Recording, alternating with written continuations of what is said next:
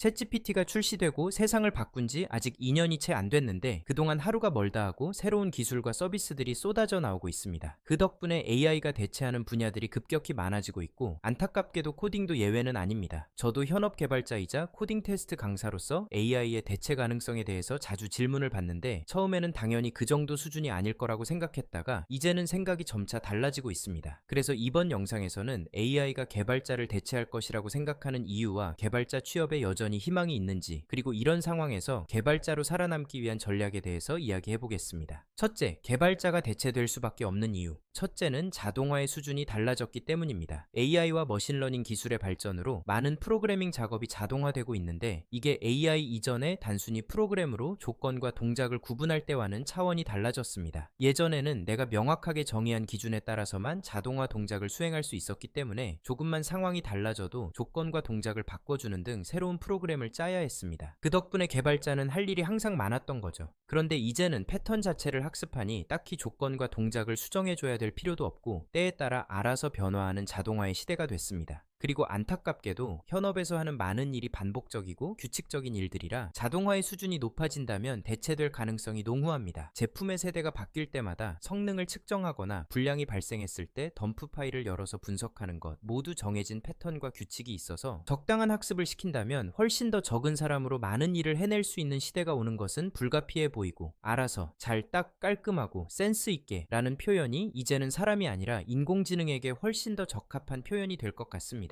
그런데 여기에 개발자들에게 더한 두 번째 문제는 AI의 코드 생성 능력입니다. 최신 AI 모델은 자연어를 이해하고 그에 따라 코드를 생성할 수 있는 능력을 가지고 있는데 심지어 코드는 아주 엄밀한 문법과 규칙들로 이루어진 언어라 AI 모델이 학습하기에 너무나도 쉬운 대상입니다. 제 경험상 챗GPT에게 C++로 짠 코드를 자바와 파이썬으로 번역하는 건 99% 이상의 정확도로 동일한 동작을 하는 코드를 짜주었고, 심지어는 코딩 테스트 프리 중 틀린 코드를 아무런 설명 없이 코드만 주고 왜 틀렸는지 찾아내라고 해도 정확하게 원인을 분석해줍니다. 그리고 모델이 점점 발전할수록 필요한 동작과 요구사항을 잘 설명하면 내가 필요한 코드의 초안은 완벽하게 구사하고 운이 좋은 날에는 추가 수정 없이 바로 사용해도 문제가 없을 정도로 완벽합니다. 생각해보면 자연어인 영어도 완벽히 구사하는 모델들이 많은데 영어보다 훨씬 정교화되어 있는 코딩 언어를 쉽게 구사하는 건 당연한 얘기인 것 같습니다. 특히나 신입사원들이 주로 작성할 일반적이고 쉬운 코드는 여러 블로그와 교육 자료로 충분히 학습을 했기 때문에 이미 대체되어 가고 있는 것이 현 상황입니다. 둘째, 그럼에도 우리에게 희망이 있는 세 가지 이유.